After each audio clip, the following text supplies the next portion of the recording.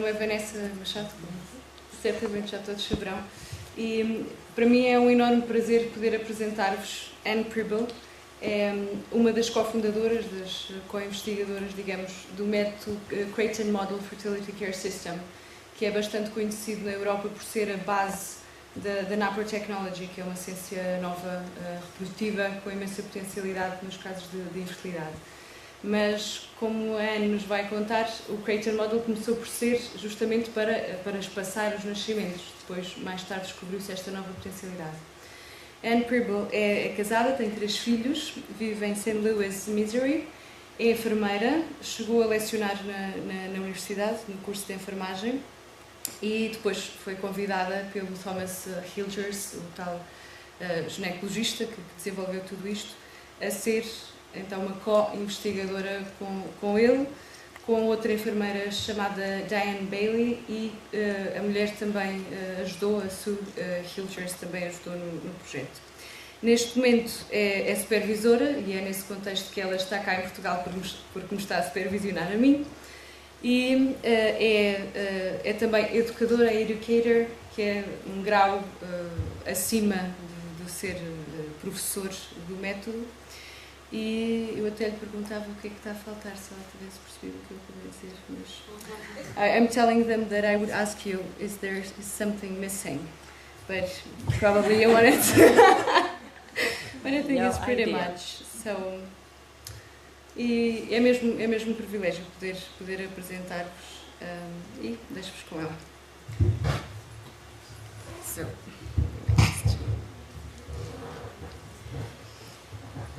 Well, first of all, thank you for being here and putting up with my non-Portuguese.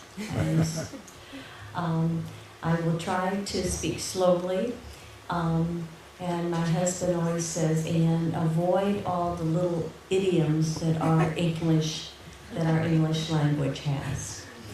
I'm very glad to be here tonight. This is my first time in Portugal, and I hope it won't be my last.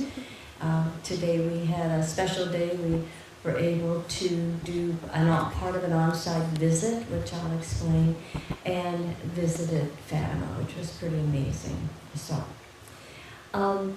what I'd like to tell you is I brought some slides to tell you about fertility care, Creighton model, and at the end to really address a little bit of nanotechnology. I started working with Dr. Hilgers back in 1976, and we started working because the government had funded a study to correlate when ovulation occurs around the peak day. And it was a really important study because it was well funded, and Dr. Hilgers and Dr. Kavanaugh, who was at St. Louis University at the time, as well as Dr. Hilgers, set up this study. And it was an important thing because from that study, many things have happened since then. So when we started the work, it was to do 2 things. One was to look at the Billings ovulation method and at the same time develop a standardized way of categorizing mucus observations. Because in order to do research, you have to have standards, you have to have a specific criteria. So from the beginning of the time, the effort was to create a very standardized way of describing mucus observations. In addition, we were also wanting to develop this so that we could set up and be involved in teacher training programs, not only in St. Louis or Omaha, Nebraska, but worldwide. And that's what's happening now. There are programs that will run in Zagreb, Croatia this year, in Paris, France in September, and throughout the United States. And in Canada. But the process of training new teachers is really important. So to begin with, 2 of the efforts were to have a standardized way of describing mucus, and then also to be able to teach other people how to be teachers. Now, we call it the Creighton model because Dr. Hildreth moved to Omaha, Nebraska and worked for Creighton University. And Creighton University is a Jesuit university, and that was the place that all the materials first got published. There has been a close relationship with Creighton model, with the Creighton University ever since then. But people say, why is it called the Creighton model? We also took a look at the name. We were calling it the Ovulation Method of Natural Family Planning. And we thought that it would be very important to figure out a way to call this that might make it maybe have more appeal to more people. So thus fertility care got started. And it was a process that went through the members of our organization, and it was work that Dr. Hildreth and Sue Hildreth did with a man in New York City that was involved in repositioning. So we really wanted to have a good term that describes what we do. Now, today, it's known as fertility care. So it's fertility care, and it means it's the education of Creighton model. So let me explain a little bit about the Creighton model, and I'll come back to nanotechnology. And I hope that at the end, if people have questions, I will be glad to answer them. When we teach, and what I'm going to focus on first is how we teach this method. When people come, we have something called an introductory session. And our introductory session is a PowerPoint presentation, and many times it's put on a computer, many times it's projected. And it's a series of slides that presents to those people interested. If they want to learn it, they start with an introductory session. The introductory session is not meant to teach people the method, but really just that, to introduce them. And the sessions are held, they're everywhere. They're in people's homes, they're in churches, they're in hospitals. There are many, many different places. Now, when we present the introductory session, we want to talk about what are some of the advantages. So we go through advantages. We talk about that this fertility care system is medically safe. There's no side effects to using it. It's reliable. Now, how reliable is it? In terms of avoiding a pregnancy, it's 99.6 method effectiveness and 96.8 use effectiveness. I just want to say we never tell people that it's 100% to avoid pregnancy, because there is no 100% method to avoid pregnancy. But in addition, the fertility care is also a very effective method as well to achieve a pregnancy. And in fact, to give you a couple of statistics, that if people of normal fertility, if they use a time of fertility, in the very first cycle of use, 76% will achieve a pregnancy. In the second cycle, 85%, and by 3 cycles, 90%. And by 6 cycles, 98% of people will have achieved a pregnancy. So it's effective, both not only in avoiding and achieving. And the other thing I would say is when we teach people the method, we teach it as a method both to avoid and to achieve, as a true method of family planning. It's also comparatively inexpensive. Now, I tell people there really is an expense, and that's the expense of the time and energy it takes to learn, because it's an educational process. The introductory session's information, but what we have is something called follow-up sessions that I'll be talking about. That's really where the education occurs. Now, in terms of expense, it depends where you are. Most of the teachers, and really worldwide, do have a fee associated with their teaching. I work at a Catholic hospital in St. Louis, Missouri, and we would charge people through their insurance companies. And most of the insurance companies reimburse them for the teaching, for their method. It's natural and cooperative. There's no mini computers or test tapes. The tools that are used to monitor fertility, are quite literally at hand, and the tools are very easy to come by because we use toilet paper and our hands. It's a shared system, another advantage. What I want everybody to know, it's not a method for the man or for just the woman. It's truly a combined method. And certainly that's what we do. We teach couples. We teach them both. And many times people come together to our teaching sessions. Sometimes they can't, perhaps of work schedules or child care, but we're always addressing both people in our course of follow-up sessions. It respects the dignity of women in marriage. We hope that every couple that comes and learns will find their marriage becoming stronger because we do encourage that. We do work with people on what we call the SPICE.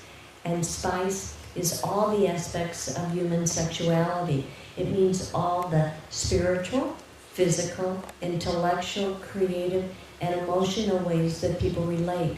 And we want to really help to build all aspects of sexuality. And then it's standardized. Again, in the beginning, it was important to have a standardized system. And here's the beauty. Somebody that learns the method from Vanessa can move to Poland and go to Poznań, Poland, and be taught by a teacher there. So if people move from one country to the next, or one city to the next, right now people have to come to Lisbon, but down the road it can be taught because it's taught the same way.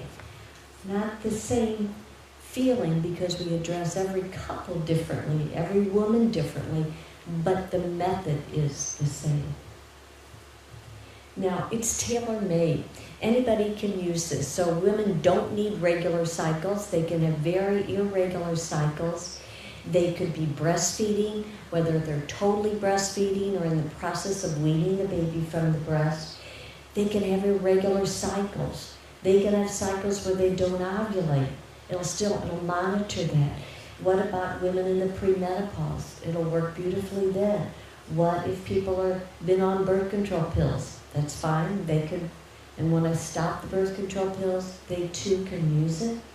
And so really the message is there is not one person that could not learn this. A woman doesn't have to have any kind of particular cycles. Anybody can learn it. And one other thing I want to say is the thing that we're finding pretty much worldwide now is many people are coming to us because they're struggling with infertility. And I'll address that when I get to the nanotechnology slide that I brought for you tonight. But the infertility, we're really finding, especially I'm finding that when I'm working with my students in Europe, that many of the teachers here are working with couples with infertility. I think in the United States, we're still working probably a blend of people that are coming for family planning and then also infertility, but our infertility numbers are increasing in our client population. Now, there's two hormones that are driving the events that women see in their cycle. The one, and they both come from the ovary, there's the estrogen, which is predominantly present before ovulation, and the progesterone, which is present after ovulation. These two hormones drive the changes in the woman's body, and we teach women how to read these signs to monitor their fertility. This is the cervix. It's a drawing of the cervix, which is the lower part of the woman's uterus. The rest of her uterus would be on the ceiling, the next floor above. And what you see here is, let's see if I can make this work. There's a canal, and the canal is, sorry, where's my point? There it is. This is the endocervical canal. And the endocervical canal is important obviously for passage of sperm. It's also for the passage of the period. But often in the cervix, there are 100 cervical crypts. And these crypts are lined with specialized cells. And these cells secrete a mucus. And sometimes the mucus looks like swimming lanes or channels that the sperm could swim right through. And estrogen would stimulate the cells in the crypts to produce this kind of mucus. Progesterone produces a different kind of mucus, which is kind of dense, thick mucus that's produced, but it stays in the cervix. So here's the message. The cervix is a biological valve, and sometimes it's open, and sometimes it's closed. And the real beauty of it, women can tell by making an external observation of the presence or the absence of this mucus if the biological valve is open or whether it's closed. And it is an amazing, amazing, amazing ability, and the accuracy is almost 100%. So again, women, by making external observations for the presence or absence of this mucus, can tell if the biological valve is open or whether it's closed. This is the wheel that we show. Now, you might have seen this wheel before, and if you had, it would have been the Billings, the Billings ovulation method. And Drs. John and Lynn Billings are the people responsible for development of the Billings ovulation method. Now, when we talk about the wheel has been represented by the Billings in many countries. I've seen it presented in many languages. But basically, the way this works is, when a woman starts her menstrual period, that's the first day of her menstrual cycle. From that day until, so the period generally lasts 5 to 7 days. After the period ends, then there's usually no mucus that's seen. Then after that, the mucus starts. There's a mucus flow. And it will start with a certain characteristic of mucus. It's maybe cloudy and sticky, or we use the word tacky, and becomes what we call peak-type mucus, which is very clear, stretchy, lubricative. And generally there may be somewhere about 4 days, and then all of a sudden one day it's gone. And it goes back to a sticky or tacky, cloudy mucus, or goes to complete dryness. And that continues the rest of the cycle. And if you look at this wheel, there are some times of fertility, some times of infertility. And what we do is teach women and couples how to read these signs, if it's a time of fertility or a time of infertility. And if you see in the middle of the diagram, you see the period is fertile, and the dry days after the period is infertile. All the days where there's mucus and up to 3 days after peak are fertile, and then after that, that's a time of infertility. So people know, do they want to achieve a pregnancy or avoid a pregnancy? They can do that by monitoring the presence or the absence of this mucus.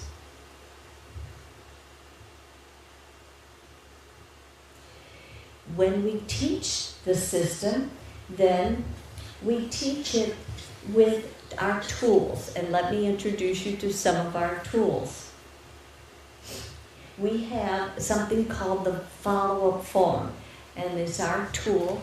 I don't have one with me tonight, but it's a set standard tool that is really a help to the teacher as well as the client.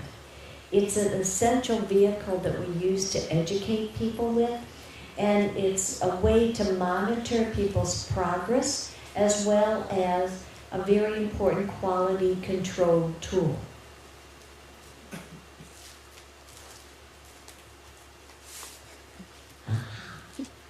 Follow-up form. Ask and you shall receive. Here you go. So it's a booklet, and it's 31 pages long. And one of my jobs is to teach teachers, how to use this. And guess what? It doesn't matter where you are in the world, whether you're in Taiwan, whether you're in Warsaw, Poland, whether you're in Lisbon, Portugal, Buenos Aires, Argentina. Everybody uses the same follow-up form.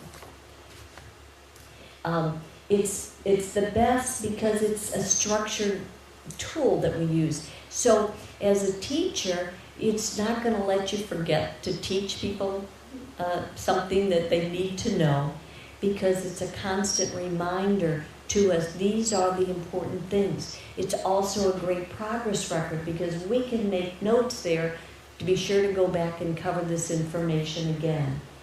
And it's a way for us to plan for the current teaching event and future teaching events. Now, basically what I want to explain here is these are the teaching intervals that we use. After the introductory session, in general the introductory session lasts about an hour. After that, we schedule, and people want to learn, they will pick up their materials and they will make an appointment with their teacher. They come back 2 weeks later, and then another 2 weeks later, and another 2 weeks later, and another 2 weeks later. Then they come back a month later, and every 3 months during their first year. And we hope that after the first year, that couples will have learned the method. But notice how there's very frequent follow-ups at the very beginning. And the reason we do that is so that we can make sure that the proper education has occurred. You see, the effectiveness of any natural method, whether you're using it to avoid pregnancy or to achieve pregnancy, depends on two things: how well it's taught, how well it's learned. The better taught, the better it can be learned. And that's why we do these teaching sessions like this and use tools like this. This is the follow-up form, but this is the whole booklet. This is the front page of it. But it is a great tool for us. And again, one of my jobs and why I'm in Europe, I've been here for about a month now, and I've been going and visiting different teachers, watching them do their teaching sessions, helping them, monitoring what they're doing, helping them to know maybe a better way to teach or how to present this section. So we're, again, very serious about making sure people that are teaching are doing it properly, so that the people that are learning it, the clients, will have the best education possible. We have something called the Picture Dictionary, which is actual photographs of the mucus. Now, what I want to tell you is this is not just what one woman saw. And the process was, when we started, women came in back in 1976. There wasn't a standard way of describing. And we'd sit there, and we'd sit there like this, and we'd say, well, what does it look like? And one woman would describe it this way. The next woman would describe it this way. And people were describing what they saw with different words. But you know what? It was the same thing. And God's very clever. He really put our bodies, even though there's millions and millions and millions and millions of women, they all see the same thing. And what we did was listen to what people were saying And it was close to 150 women, over 400 observations, and women would describe the mucus. We compared it where they were in their cycles, and they were looked at. The mucus was taken and looked at under a microscope and categorized it. And then there were times where we had medical photographers that came up and captured good examples of what this mucus, but what everybody should know, it wasn't just one woman. It represents what women can see. These are just 2 of the pages, and here's several others. But what's important that everybody should know is this was a variety of people. It wasn't just what one woman saw. And then I can sit here tonight in front of all of you and say, I've presented this hundreds of times, the picture dictionary. I've seen hundreds of people present it, and never once has a woman not been able to identify with one of these pictures or all of them. Women don't have to see all these examples, but they will see some of these examples. This is the chart that we use. I've got a chart here. Yeah. And if you open up the chart, it looks like this. This one's filled out, and here's one, excuse me.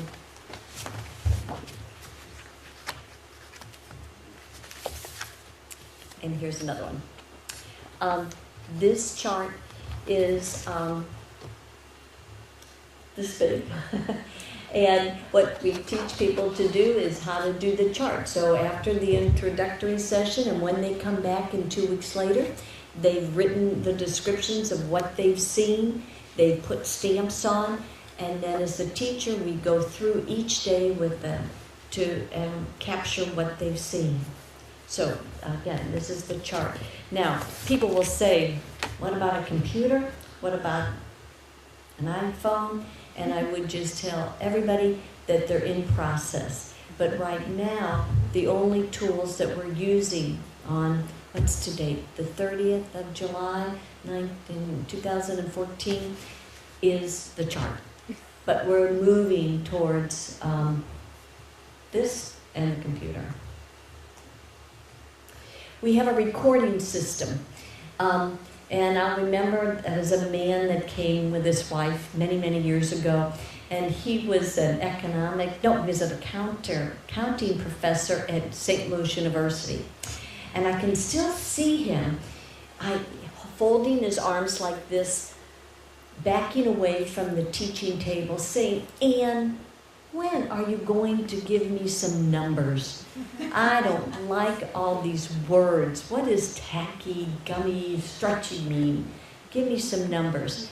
And here is the recording system that we use.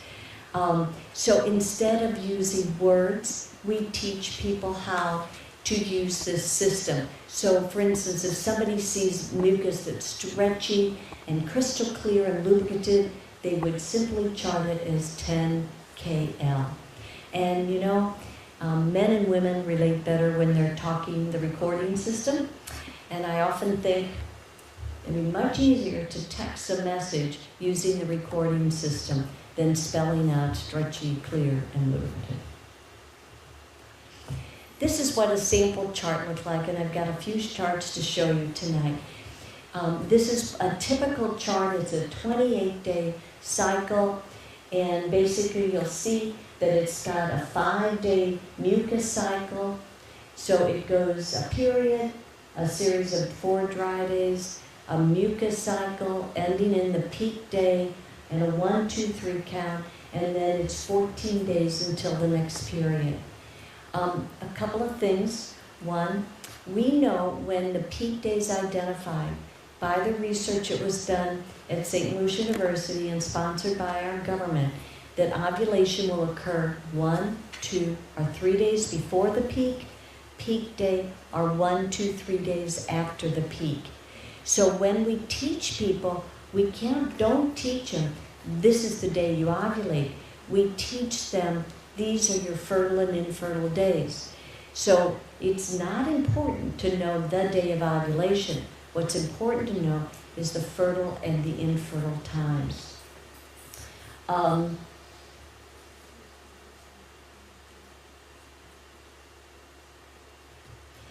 This is a similar chart, but what's different here is you can see the overlap of the estrogen and progesterone hormone. The estrogen hormone is diagrammed in black, the bar graph, and the progesterone in red. Now notice that after ovulation, after the peak, there is a secondary rise of estrogen, but it's really overshadowed by the progesterone hormone. And once again, these changing hormones change the signs in the woman's body. And again, what we're doing is really just teaching people about how their bodies work. Many people come because they want to achieve a pregnancy. And if people are wanting to achieve a pregnancy, they select fertile days for intercourse. And people know very early on that they are pregnant. They usually will do an early pregnancy test and know very early on that they're pregnant. Makes for a super long pregnancy, but lots of good prenatal care. And if they're concerned about medications or x-rays, etc., they know very early on. And this slide is what I wanted to show you, because this slide talks about what we often see when people are struggling with infertility and different medical problems. Now, before I talk about the chart up here, let me explain neprotechnology. As a teacher, as Vanessa's told you, I'm a nurse by background, and I'm a practitioner. I'm a fertility care practitioner and a fertility care educator. I'm a teacher. I teach people. I do not provide neprotechnology. The difference is neprotechnology is the medical evaluation and treatment of problems. So the way it all works is you have the teachers doing the teaching, and you have the physicians as the medical consultants providing the neprotechnology. So they are the ones that would do the diagnostic testing and do the treatment for any problems that occur. So it's the combination of the practitioner and the physician, the medical consultant, working together, that work as a team for the couples. And if we look at these examples here, the first one you'll see is somebody that doesn't have an average of 4 days of peak type mucus and 2 additional days, an average mucus cycle 6 days long. Notice this is 1 day of mucus. And often that's what people with infertility, they have a reduced amount of mucus that they see. And so that's telling the story. The next one is somebody that's struggling with miscarriage. The time from the peak day to the next period should be somewhere between 8 and 16 days. An average is 12. But if it's only 5 or 6 or 7 days, they are at risk for miscarriage. And we can see that on the chart. And what we would teach somebody if they were with us is we say, please go and seek some medical evaluation and treatment before trying to achieve a pregnancy. The next one, the third example, is somebody with low progesterone. And what they would see is some spotting that would be present at the end of their cycle, which is a tattletale sign that the lining of the uterus is not being maintained. And often, it's due to low progesterone, which can be seen on the chart, can be evaluated, and can be treated. And the last example is somebody with abnormal bleeding. Again, women would track the bleeding very carefully, and we can refer people quickly to their physician for evaluation and treatment with a condition that needs to be evaluated. So these are just 4 of many, many examples. And I guess I should tell you tonight, I am amazed. I've been teaching since 1976, and, oops. Yeah, well, and, yeah, what I want to tell you is I am just amazed today at the volume of women that come in with cycles like this.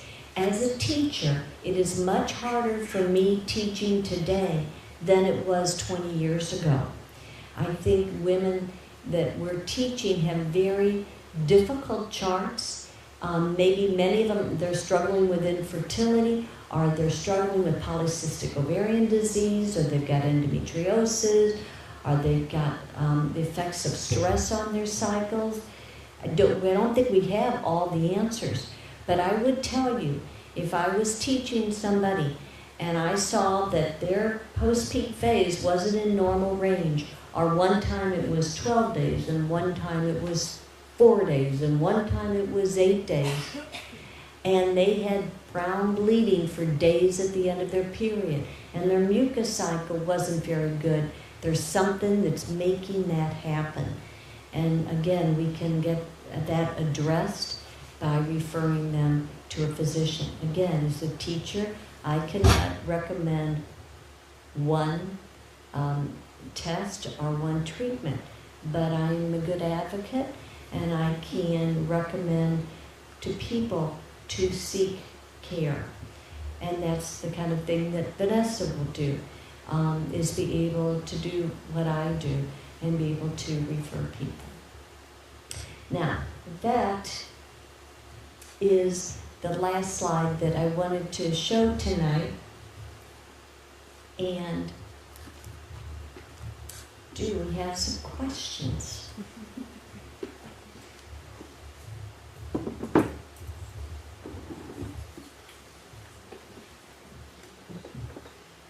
Não sei se toda a gente percebeu por causa do inglês. Estou a fazer mau contacto. Mas podem fazer as perguntas em português, e eu acho que esta é uma parte mesmo muito importante, o facto de poderem colocar as questões que estão a passar agora pela cabeça. Até podem ser questões sobre, por exemplo, a história disto, como é que, porque ela teve, não é, nos primórdios do Creighton Model, e portanto estamos em família. Lancem à vontade as questões, até coisas que não tenham percebido por causa da língua, apesar de ela falar bastante devagar e assim, claro. Mas sintam-se mesmo à vontade. Não sei se acendemos os luzes. Se faz favor. Did you finish your presentation? Yes. Yes. So, I'm a gynecologist. And I could discuss your presentation from 3 different angles. Okay. One from a scientific medical point of view, another one from an ethical point of view, and finally from a religious point of view. I must say I'm Catholic. In the past, I was heavily involved in teaching people about natural methods and so on and so forth. The last 50 years or so, we moved all around. The point is that what you describe as the Creighton method, for me is not any method at all, because the observation of the mucus has been already described by Billings, and there are many shortcuts in this interpretation. So, coming back to the medical side, there are many women who do not have enough mucus, although they are ovulating. Mm-hmm. And therefore, the assessment of the quality of the mucus is practically very difficult. Mm-hmm. From what I saw in your charts, you would have to recommend around 9 days of abstinence if you want to avoid a pregnancy. But you said in another slide, that was a very challenging slide, very amazing one, that this method is good for an ovulation, for a breastfeeding, and so on and so forth. And I do not see how it could be good, because the parameter that you are studying, which is the mucus, is absent during lactation.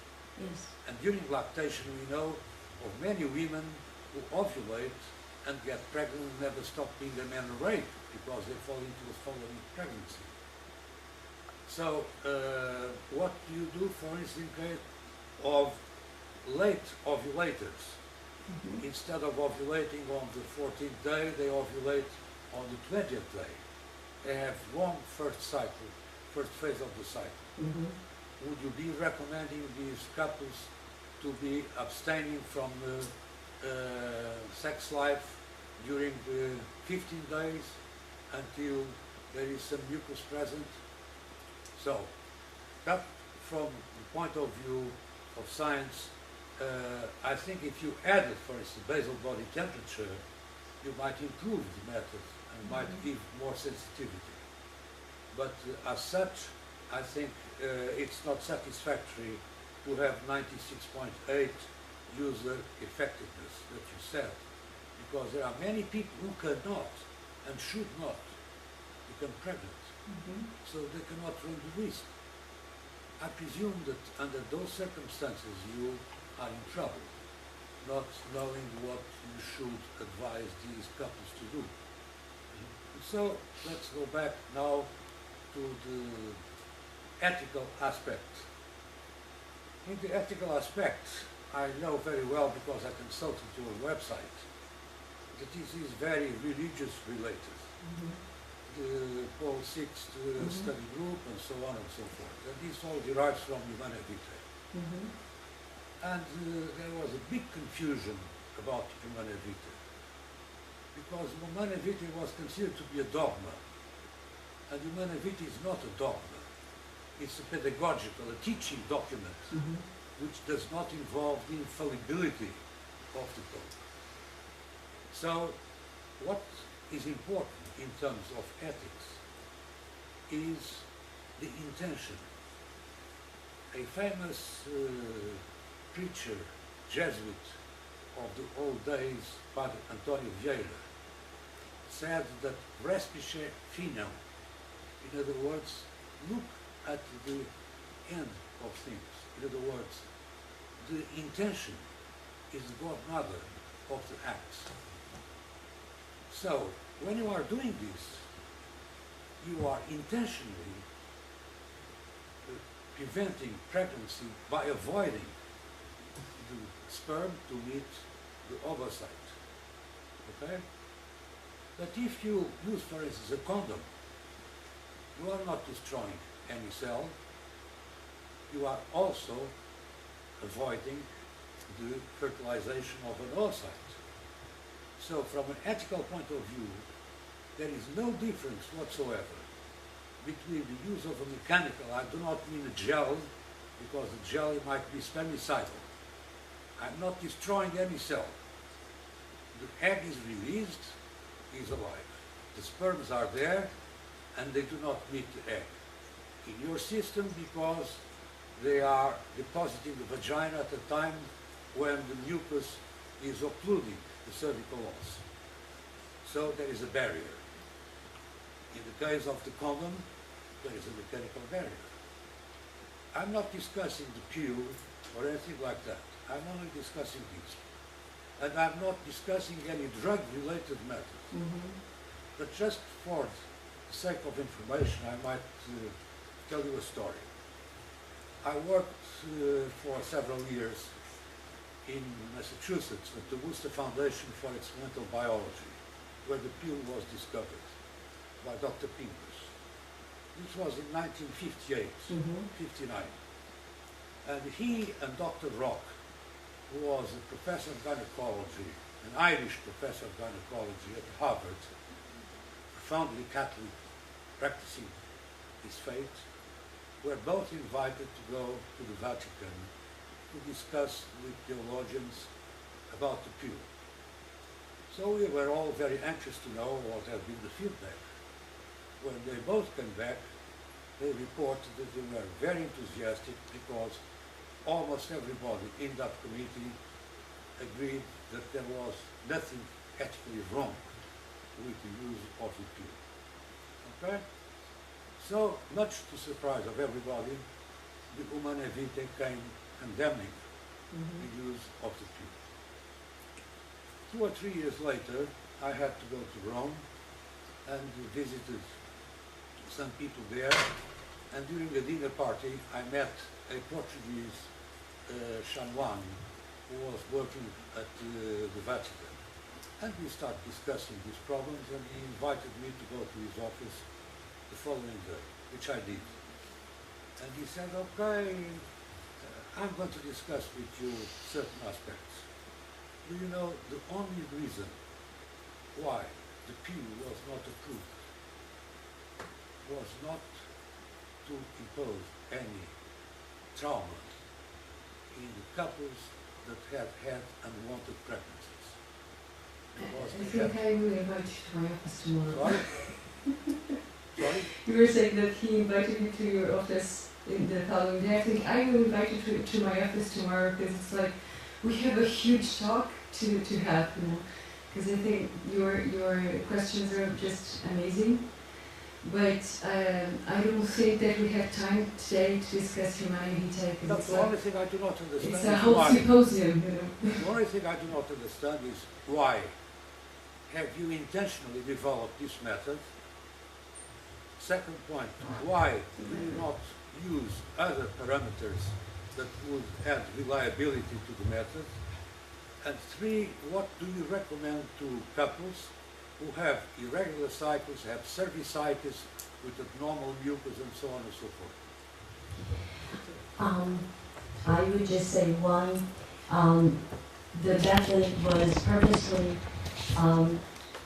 developed in response to the Humanae Vitae, to be sure to offer to Catholic couples reliable, safe method of both avoiding and achieving a pregnancy. I would say in terms of the effectiveness of it, I haven't been in practice as long as you have, but I've been doing this for 38 years, and I would just say it works. Because when women are making observations, we are very careful to tell them exactly how to make observations, when to make observations. We don't just say, oh, just pay attention. We review that with them. You need to check this way. This is how you describe it. And so we're very particular on how it's taught. The other thing is women can use it perfectly. No matter, I have worked, and my partner, so if you combine, we've got over 70 years of experience working with women breastfeeding, and we have not one person that's breastfeeding that's achieved a pregnancy until they've wanted to. And this is months and months and months and months of years where they've not been ovulating, but they know exactly where they are, and they have in their fertility, and they're not avoiding intercourse. The problems with cervicitis Oh, bring it on. If people have problems like cervicitis and frequent discharges, it can be categorized. We know what that is. We can tell whether it's a pasty discharge, obviously coming from the vagina. If it's a cervical discharge, it has more of a associated with an ectropion, eversion. It's more of a gummy texture and often has a yellow color to it. And that can be treated. It can be treated by referring them once again to their gynecologist for treatment of their cervix. Or the other possibility is treatment with what we call yellow stamps. So, which can be identified, yes, there's this mucus, but it's not considered fertile. Because we too are interested and not telling people, well, you just have to abstain. We don't see abstinence as a terrible, terrible thing because it's a way for people can develop their relationship and develop all aspects of sexuality. But our goal is not to say, well, the way you work with this and the way you make it effective is not by having intercourse, because that's not what God intended. What about premenopause? Well, it's wonderful there because women, we teach them that they're going to see changes in their cycle and that they're going to lose the structure of their cycle. They should watch for early ovulation because the period that might have been infertile for years is now going to be fertile because they go to shorter cycles. And then sometimes they have a short cycle and then turn around and have a 60 or 80-day cycle. But again, they focus on the observation. Again, I have nobody that I work with a lot of women in the premenopause years that has achieved a pregnancy that didn't want to. Actually, I had one person, she was 41 years old, but she wanted to achieve a pregnancy and did. Nobody else. More questions? There was another hand raising. Estava outra mão no ar. Madalena. Vou falar em português. Tá bem. Há mulheres que são muito regulares no núcleo, né? Que sabem perfeitamente tudo certinho. Necessitariam de ir a um método tão complexo de aprendizagem do que simplesmente o método bilíngue, que é mais simples? This is a very good question. So we have the female and the regular cycles, normal mucus. Why would she pick this, which is not, like more complex than Billings? It would be up to her. You know, the beauty of it, and I want everybody tonight to know, the great thing is there are different methods of natural family planning, and yet there's a different system how each one is taught. Some people want to learn it with Billings, and that's fine. Some people want to learn it with using symptothermal and using the body changes, maybe cervical checks, the mucus, the temperatures. That's grand. That's fine. And some people want more structure to it. And if they want to take advantage of macro technology and apply the years of research that back up the fertility care system, Creighton Model fertility care system, then they really should use the Creighton system. Okay, but it's if a woman, people have choices. In our diocese in St. Louis, we have Billings teachers, we have symptothermal teachers, Creighton Model, and we're all busy teaching. And it's the beauty is that people have choices. And, you know, it might not be the right thing for people. So. Poder ser mais standardizado faz com que haja menos tempo de abstinência, por exemplo. The fact that it's standardized. I will just ask you. We'll just ask people who ask questions. Like I know your name, Madalena. She's also a practitioner of symptothermal and Billings, right? Good. And I will ask just the question out loud. So, a Madalena pergunta se o facto de ser sistema normalizado, se... qual era a outra parte da pergunta? Se faz com que a abstinência possa ser menor. Se o período de abstinência pode eventualmente ser encurtado. So, the fact that it's standardized, can it shorten the period of abstinence? Well, I think we think so. It can because we've got all kind of teaching protocols. So if somebody has an ongoing discharge every day, there's a way we can help them sort that out. So it might be something that they would find beneficial. Yeah.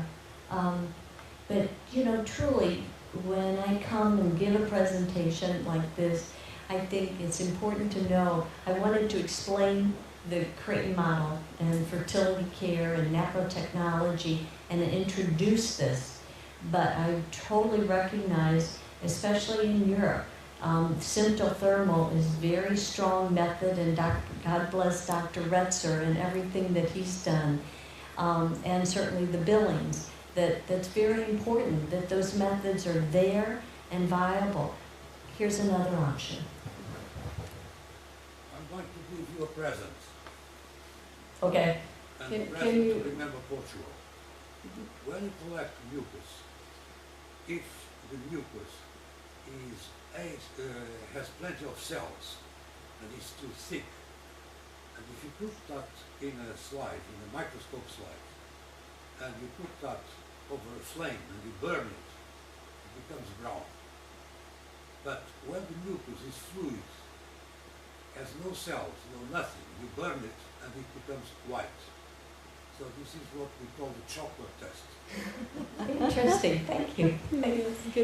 I've seen where when samples were collected, we would put them on a slide, Dr. Hilders would put them on a slide, look under them for the ferning pattern, and then also we had slides where he would put a cover slip on, and then he set those aside and counted Davignon channels, but that was after 3 days.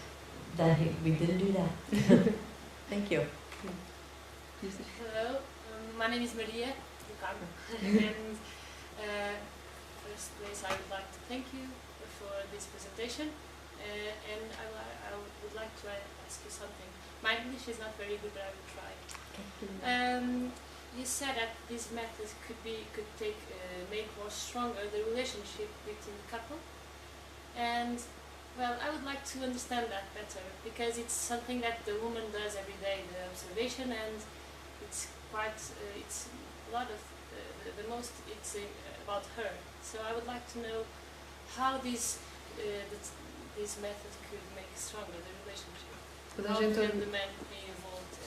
Toda a gente ouviu a pergunta? Se calhar lá atrás não.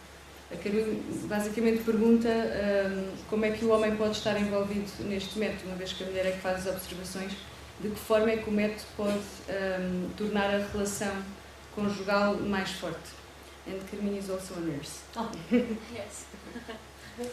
I'm going to start, but I'd like you to join in. Okay?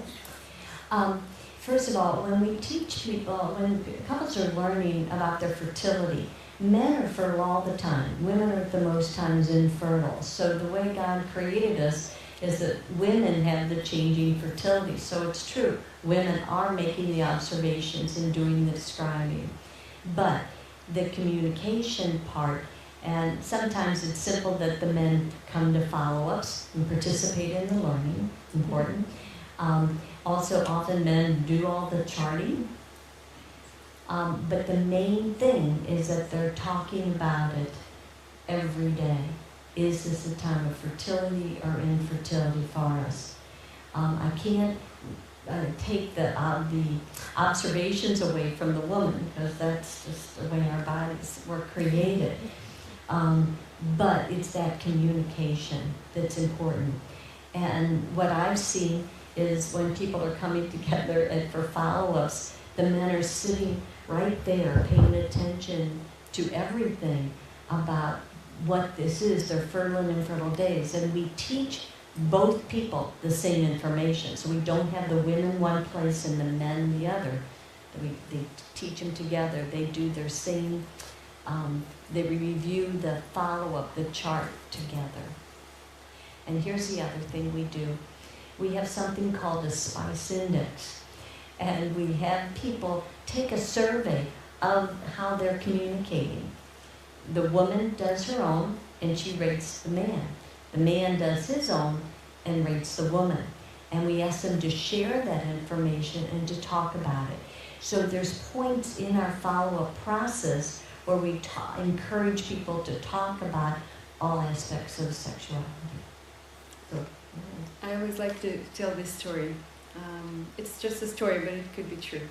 You have two couples, they're neighbors to each other, and the woman is washing dishes, and the husband comes home from work, and he approaches her and he kisses her on her neck.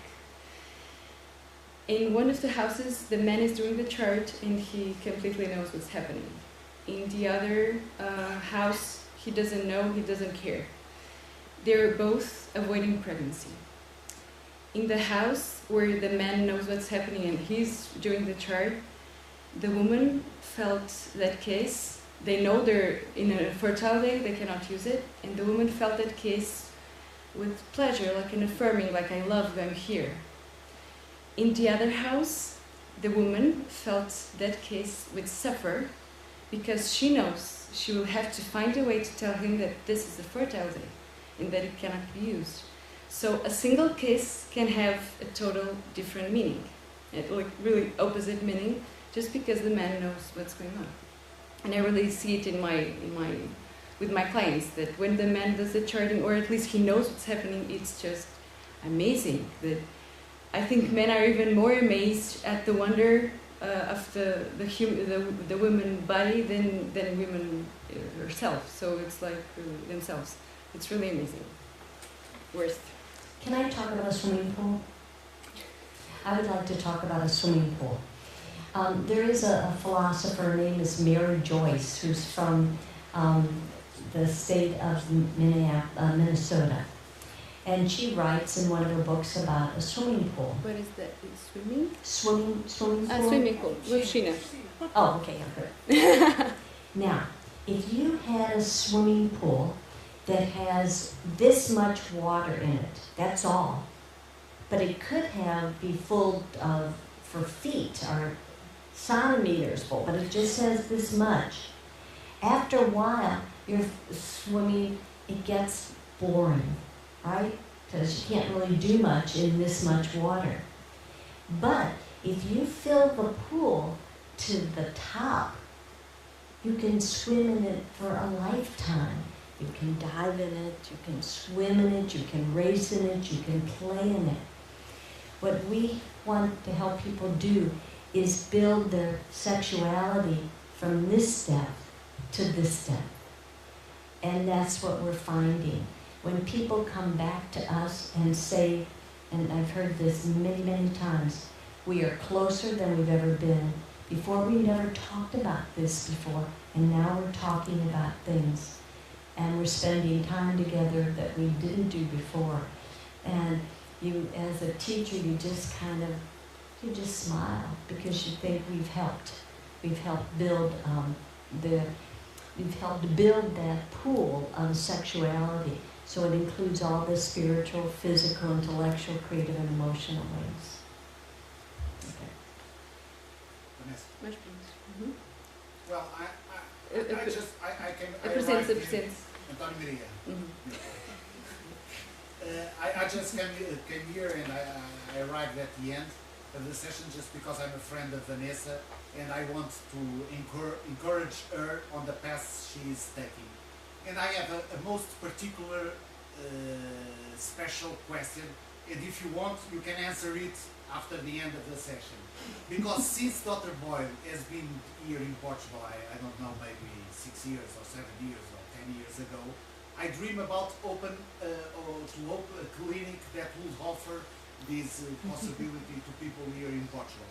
And I talk sometimes about this dream with Vanessa. So my questions are about the business model of those of that kind of system. What can you tell us about what is the investment that is involved? Is it possible to make a living on it or not? Is it a profitable business or not? I know at least there is a commercial argument. When people go there, it's much cheaper than going to the artificial procreation systems. But I would like to know if you can answer it about the business model of those kind of things, because I dream to open a clinic with Vanessa. So Oh, wow. Thank you. Wow, what a question. Okay, let me start with this. Everything's possible, okay? I know that there are physicians, because I helped one start a practice, medical consultant, and we started with 4 patients on December the 8th of 1995. So he's been in practice ever since then. He's very busy. He has a waiting list. He just works with natural methods, and he's built a practice and built a life providing, as a medical consultant, fertility care, necrotechnology. Now, in his office, he does not have any teachers, but in our city, every Catholic hospital has a paid employee that's a fertility care teacher. And in our department, we are a separate department at a major medical center, and we have 10 employees that are teachers. And so we make a living out of it. That's one model where there's the medical consultant is here and the teaching goes on other places. In Dr. Boyle's office, he has built, and he's very interested in helping other people build a business model. He's built one in Galway, Ireland, and also in Dublin. And he's very devoted to helping physicians to build a business around providing this necrotechnology. Now, he has some teachers working out of his office, but I'm pretty sure that those teachers are paid independently of this. I know there are places where it's a combination. There's a medical consultant and a teacher, and then the medical consultant can bill for the teacher's services, and that's another way. So what I've seen practices independent. With medical consultants here, teachers here and here. I've seen a combination. So would be, what the important thing would be is what would best work in this country and how the laws are set up. In the United States, I would tell you most of our programs are not combination programs. We have medical consultants with offices, and we have practitioners separate, sponsored by the diocese, sponsored by a Catholic hospital. And most of us have additional sponsorship in addition to the fees that we collect. And the investment, is it needed a lot of equipment? No, is it? Yes, and again, that would be a great question for Dr. Boyle. I mean, most of the equipment is going to be office space. And for instance, his office at the Galway Clinic, he has 2 medical offices, and in each office he has an ultrasound machine because he does lots of ultrasounds. He's a family physician, so he's not doing any of the surgeries. The doctor in St. Louis that I was telling you about, he has an ultrasound, but he's using it for obstetrics. He doesn't do follicular tracking, and he would send that out somewhere else. Now, you're talking about the Pope Paul VI Institute, they've got it all. They've got the lab, they've got an ultrasound totally with sonographers, so they've got it totally set up. They have a teaching center, but it's still interesting. The teaching center is different from the medical practice. And he's a surgeon, so he does the surgeries. So I think the best is, there's lots of information I can provide and give you some good samples. But I think the key is, in your country, what's going to be the best, how will it best work with the laws and how to best set up things. But there is an initial investment. And I would tell you that I think in our field, in the natural family planning world, we have to have support from donors. And our center runs, and we're really one of the biggest centers in the United States. We are the biggest center in the United States. And we get support from our Catholic hospital, from our Catholic diocese, client fees, as well as some private donations. So we've got 4 sources of income. Just one last question about it. How do the patients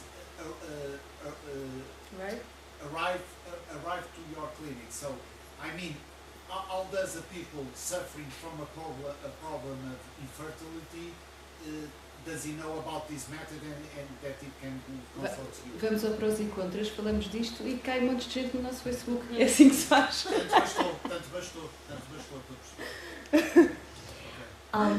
They can hear it. You know, one of the biggest resources for us is word of mouth and people telling other people about it. We get many physician referrals, and not only from the medical consultants that are working with nanotechnology, but other physicians. But word of mouth is important. We also, in our diocese, every Catholic couple has to come to an introductory presentation. Now, it can be a Creighton model one, it can be Billings, it can be the couple-to-couple league, which is our symptothermal, and they have to attend. So we have 40 sessions every year, and we have 20 couples coming to each one. So we get a big draw, and then they remember, wait a minute, if they have trouble, they come. Gostava de saber se o Dr. Thomas Silger e a enfermeira se teriam disponibilidade, caso nós conseguíssemos ir falar à Conferência Episcopal Portuguesa. Acho que sim. Então o Padre Nuno Serras Pereira pergunta se a enfermeira Anne e o Thomas Hilgers poderiam vir falar à Conferência Episcopal Portuguesa. Would you and Thomas Hilgers, if we could get some sponsorship, would you be able to talk to our bishops here in Portugal? No, of course. Of course. It's based in the Catholic Church, and we really need the support of the Catholic Church to make this work. And it's not just the Creighton model fertility care. I'm talking about any natural method. If we're going to really impact this world, we need the support of the Catholic Church. And in our diocese, but this we've been working at it for many years, we receive well over $100,000. And it's not just our program, but the other programs also. Every Creighton model program receives some money from the Catholic diocese, in addition to these other resources. So you do need the support of the bishops, big time. Mais perguntas? What is your expectation about changes in the family pastoral after this forthcoming universal conference about the family? I will just ask you to hold on because Enfermeira Marianne was first, and I will just ask the question. I just wanted to say that I'm a natural family planning teacher, and some years ago, after a meeting of the sort of the health pastoral big meeting that used to be every year, it was suggested that I write to every diocese in Portugal and offer the services of the association that I work with to go and teach the method in each diocese. I had an answer from 2 dioceses, and one of them said they couldn't get enough people together to justify it.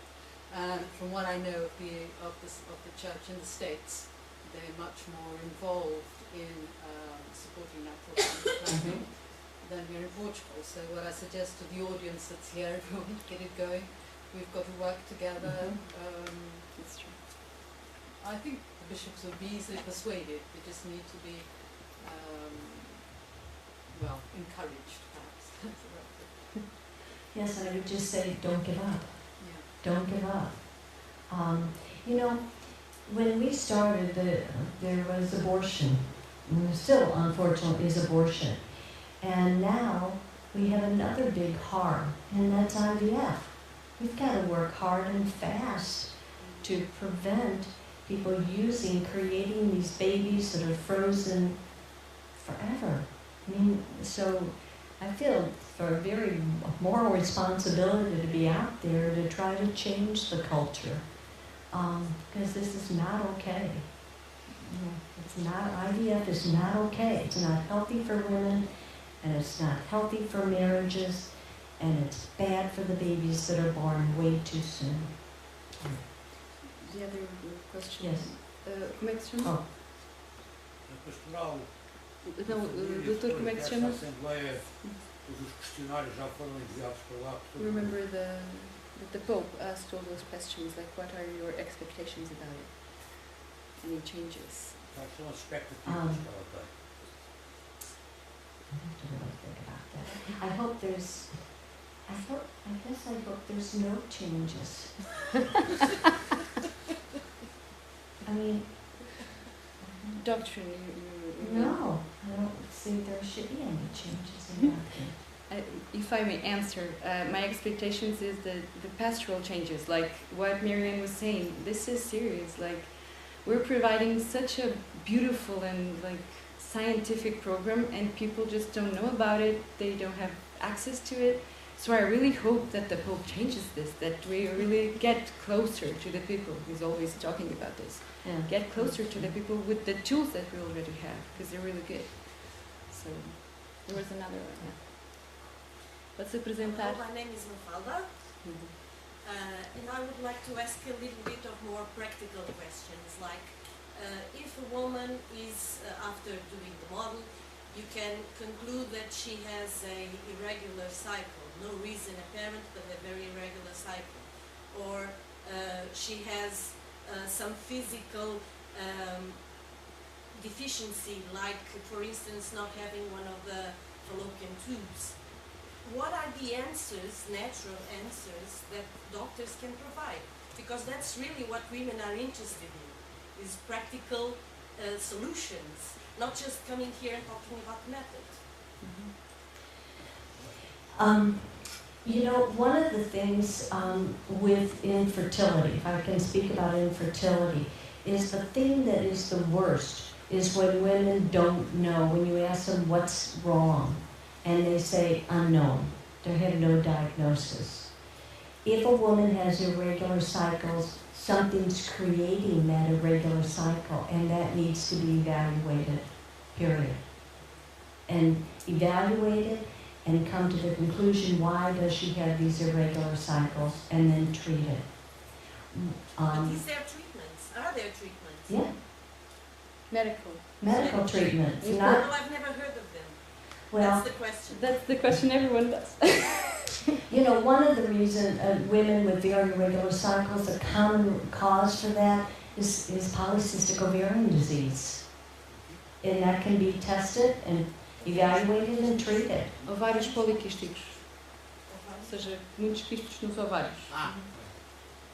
So that's a reason for somebody having irregular cycles. One thing, but they can have pituitary tumors, other issues. But the problem, the point is that you would want to find out, why does my cycle look like this? Why isn't it like that?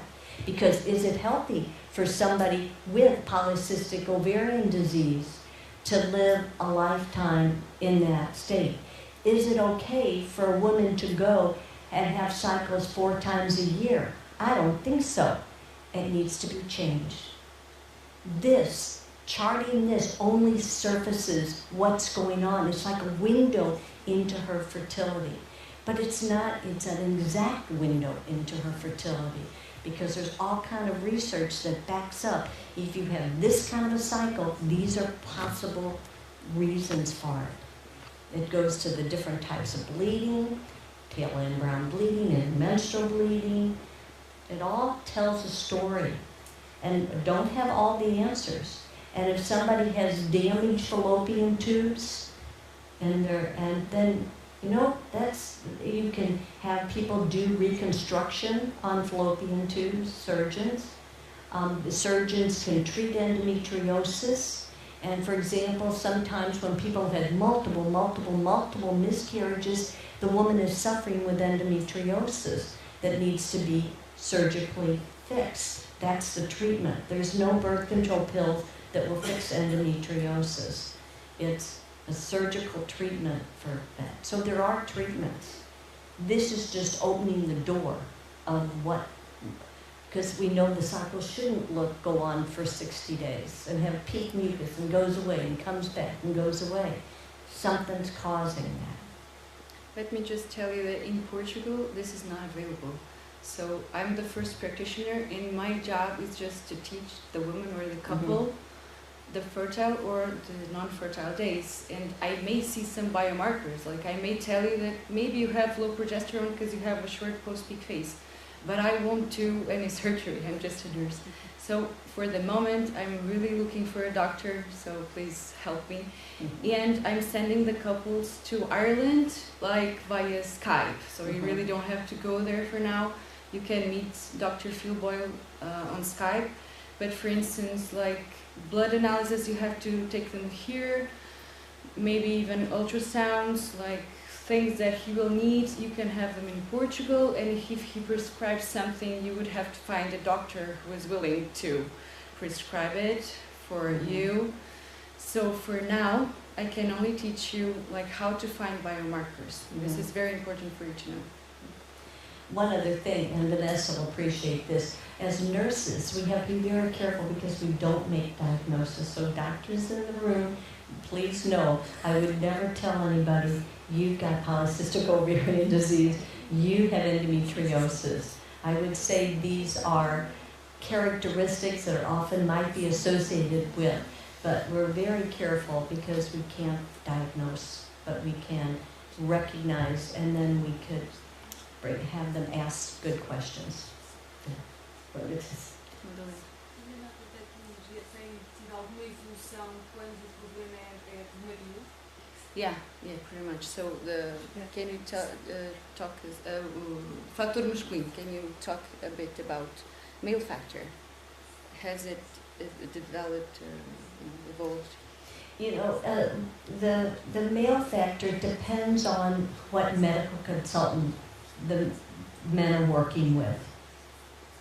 But most of the medical consultants would address any male factor and look at both the woman and the man.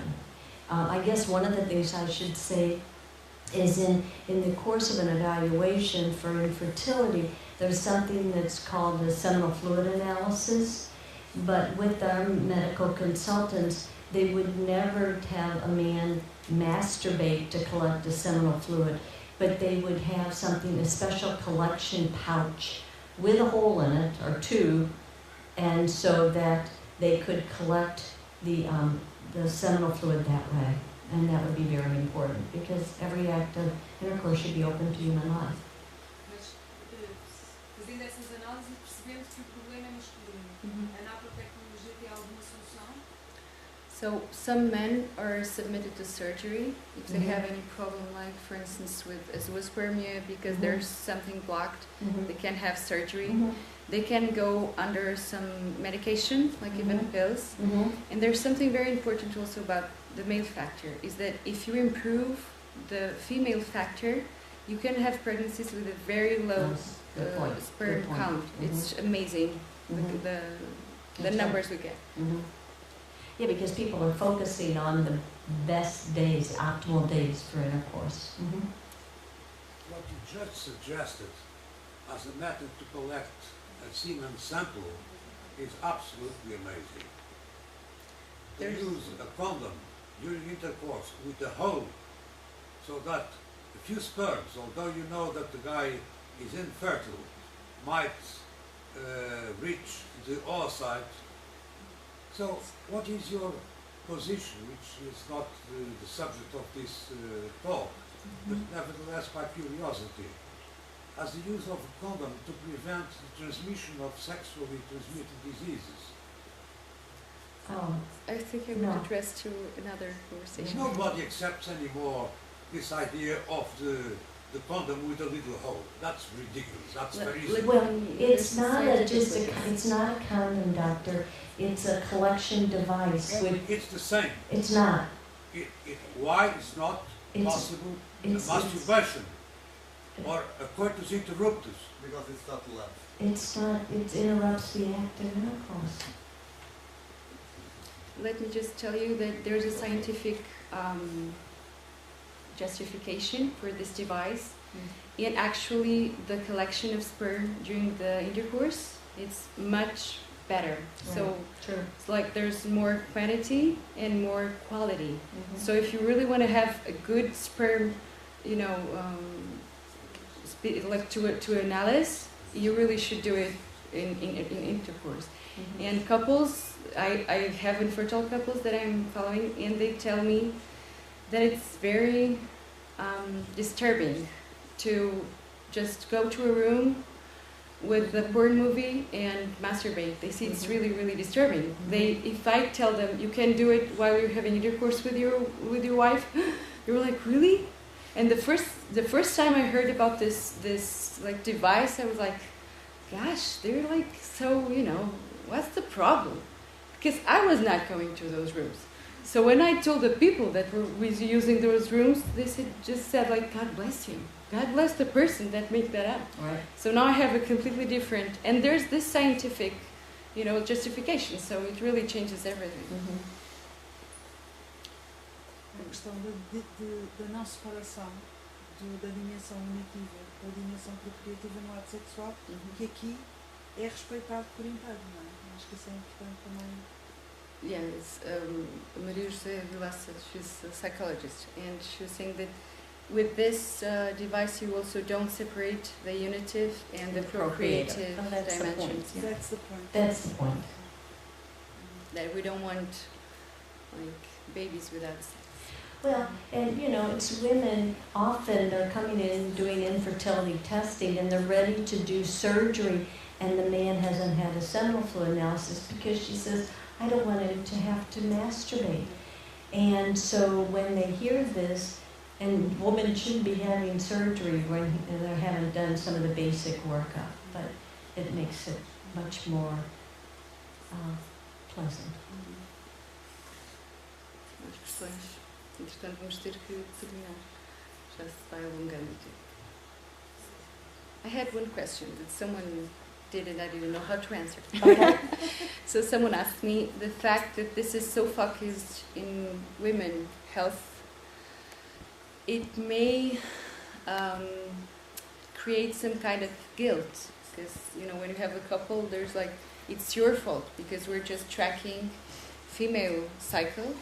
So if we find female factor, then she may feel guilty for this infertility, and the husband may also kind of blame her for the infertility. So how is it the focus in women health a positive issue in this case? Or infertility. Because it's the guilt and the blame.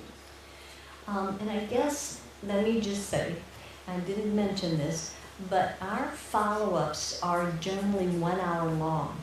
So the advantage that we get as a teacher is the ability to sit with a couple as they journey through this infertility process, this infertility journey that they're on. And so we get to address some of these things. We get to see people's faces. And an example for me is a couple that I worked with for 5 years. They got pregnant in their 65th cycle. And what they wrote to me was, thank you for not giving up on us. And I was only a part of their team.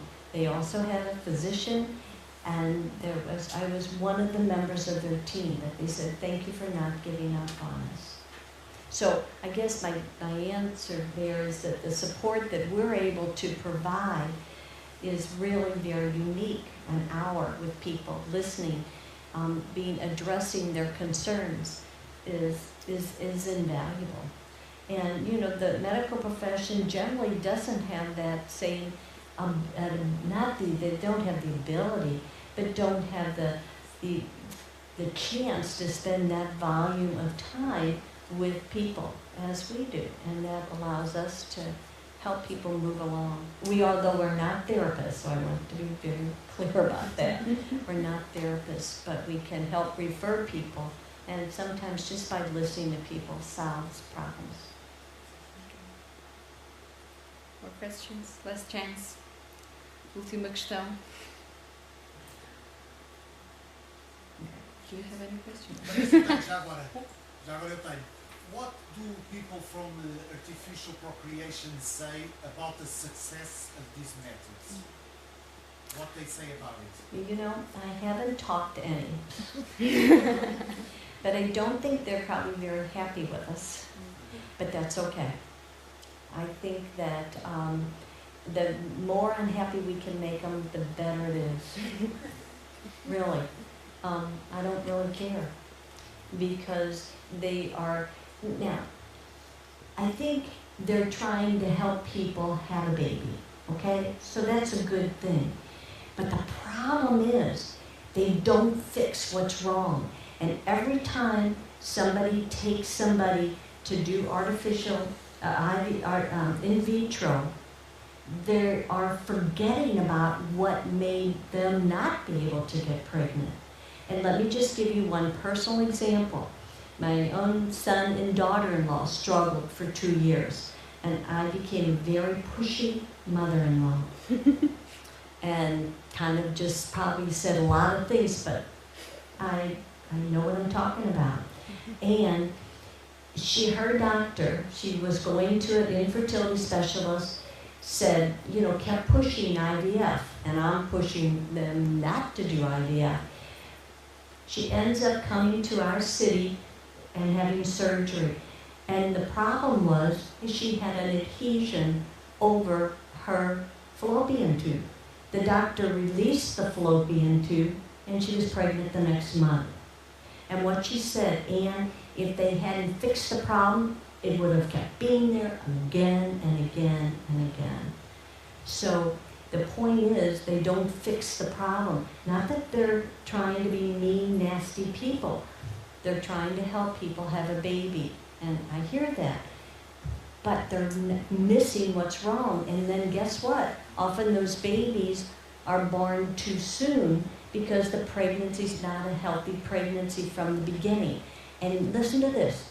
Dr. Hilger's multiple pregnancy rate in all the years, over 35 years, is less than 5%. What in vitro fertilization clinic can say that?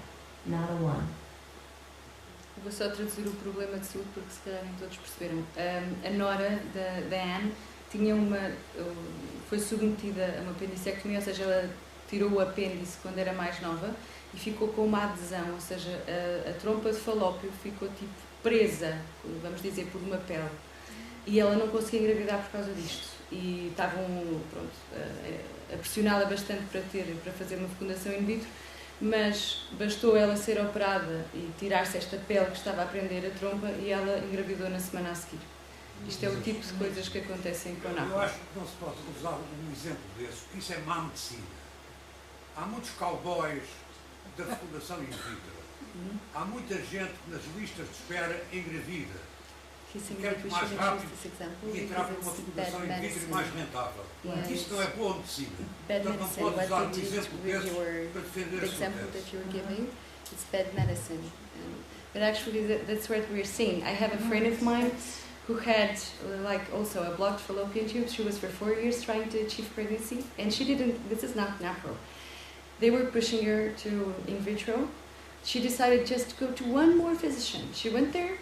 He was looking to her tubes, and he just unblocked one of them, and the following week she got pregnant. She didn't need Creighton model. She just met a good doctor. But it's not what's happening these times, you know, so we have plenty of these examples, it's not only two. Diferença entre bom especialista e mau especialista. And there are also another differences, but we have to finish this, yeah. Deixa só um comentário, pode-se traduzir. Que há aquela ideia que eu tenho de que este tipo de observação é ensinada às raparigas desde que têm a primeira menstruação, em vez de irem com elas ao médico e dar-lhes a pílula When venham a ter relações sexuais. When they have their first menses, that if you take them, instead of taking them to a doctor that will give them the pill if they're like having pain or difficult Se em vez disso levarem teacher, if you just give them, you know, take them to a practitioner instead, it would like change. You say the change way- the world, right? Change the world, yes. Yes, it It would. Because it changed. change the way women look at their bodies. Yes, it would. And so, I If think you this change is the way. this is one of the most important things about this. I don't know. Do you have any experience of this, or only with couples?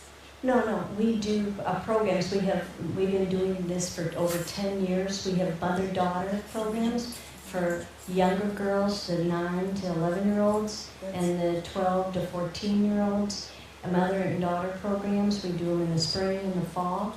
And then we have father-son programs as well for the younger and the older boys. So we're, if you are doing this work, it brings you to that. We also do outreach programs in high schools, in grade schools. So yes, we're out there. That's what we want to do here. No, so we are. And then what's really wonderful is our clients are bringing their daughters now, and they're bringing them. So, but we hope that they'll teach them, but they'll use this as afternoon as a supplement. And Doctor, I just want to go back to my daughter-in-law. Her doctor told her she did not need this surgery. And when she went back to him, he said, no, you had a good surgery, you had a good doctor. But she really was discouraged from doing this surgery. And it was the answer for her. Oh. For me, it'll be my first grandchild. So it's a big deal. Eu vou só dar mais um exemplo em português, porque assim toda a gente percebe. I will just give the example of the fact that we can see the risk of miscarriage before it happens. Então imaginem, uma rapariga de 20 anos não iniciou a sua vida sexual e começa a ser vista a aprender o método como uma practitioner, como instrutora. E nós olhamos para o ciclo dela e vemos que tem marcadores para aborto espontâneo, ou seja, tem uma fase muito curta pós-pico e, portanto, eu olho para o gráfico e vejo que há um risco elevadíssimo de aborto espontâneo. Eu envio esta pessoa diretamente para o médico, porque precisa de progesterona natural, ou injeções, ou há também outras formas, e, portanto, estamos a corrigir o ciclo antes, ou pelo menos a diminuir imenso, o risco de ocorrer um aborto espontâneo. E isto é fantástico, ou seja, não tem que acontecer um aborto para nós sabermos que aquela pessoa tinha risco, não. Antes desta pessoa iniciar a sua vida sexual, eu olho para o gráfico e vejo que ele tem que ser corrigido. E para mim esta é a grande revolução deste método. Right? Exactly. Totally. Oh, my Portuguese. So do you want to say some final comments? Just, first of all, thank you all for coming tonight. I love that your conferences start at 9 o'clock. This is so atypical for the United States. Nobody would have come at 9 o'clock at night. So thank you very much. Thanks for your attention, thanks for your questions, and thanks for staying. I appreciate it a lot. And thanks for letting me sit and talk about Creighton Model Fertility Care System and introducing nanotechnology. Muito obrigada por virem, porque eu trazer uma pessoa estrangeira e estar a sala de visita também não dava jeito nenhum. Portanto, muito obrigada e aproveito para, como é que se diz, publicitar. Portanto, não tenho ainda nenhum website em português, mas no Facebook, se puserem Fertility Care Portugal, tem lá os links e tem lá um resumozinho das coisas em português. Vai também anunciando as sessões de apresentação que eu vou fazendo, que faço em português. Amanhã vou fazer uma sessão introdutória às 7 horas em inglês, se alguém quiser ir ver. E os programas para ser practitioner, como eu estou a fazer, são 13 meses. Toda a gente está convidada a vir. Para ser médico é apenas 6 meses, com uma ida a um país à luz aqui da Europa, onde esteja a decorrer um programa de uma semana, e uma ida também de uma semana aos Estados Unidos. Mas em 6 meses ficam preparados para seguir clientes. E muito obrigada por virem. Obrigado.